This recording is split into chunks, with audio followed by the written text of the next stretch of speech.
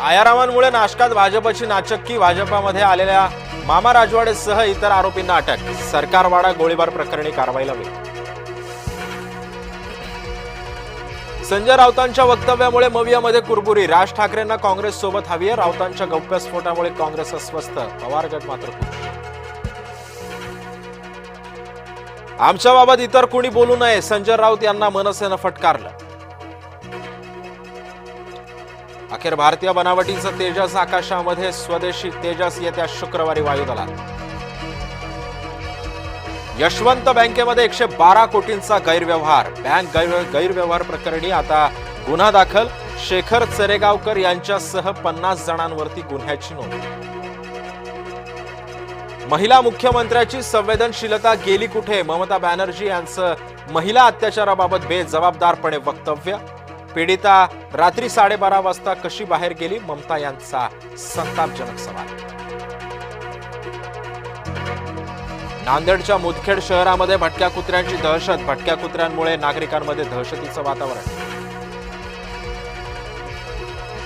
अंबादास दानवे यांचा शिंदेंना चिमटा, एकनाथ शिंदेंच्या योजना डबाबंद, ठाकरे गटाचा शिंदेंवर निशाणा. शिंदेंच्या लोकप्रिय योजना बंद होणार नाहीत, योग्य वेळी कर्जमाफी करू, शरद पवारांच्या भेटीनंतर बोलले मंत्री उदय सामंत.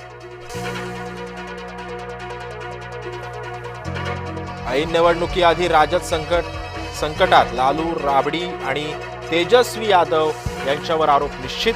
रेल्वेमध्ये नोकरीच्या बदल्यात जमिनी हडपण्याचं प्रकरण पेटलं. नागपुरात भाजपची बैठक, स्थानिक निवडणुकांच्या तयारीसाठी भाजपची चाचपणी. महाबोधी बुद्धविहार वादामध्ये सोबत या, केंद्रीय राज्यमंत्री आठवलेंचं प्रकाश आंबेडकरांना आवाहन. गाझा शांतता शिखर परिषदेचं भारताला निमंत्रण, पंतप्रधानांऐवजी परराष्ट्र राज्यमंत्री गाझा शांतता परिषदेमध्ये. परराष्ट्र राज्यमंत्री कीर्तिवर्धन सिंग गाझा शांतता परिषदेला लावणार उपस्थित. मुसलमानांसाठी भारत ही युद्धभूमी, बाबासाहेबांचे विचार आमदार पडळकर यांनी मांडले. लातूर पोलीस करतायत तरी काय, सरकारी नोकरीचं आमिष दाखवून 8 व्यक्तींना सुमारे 50 लाखांचा घातला गंडा.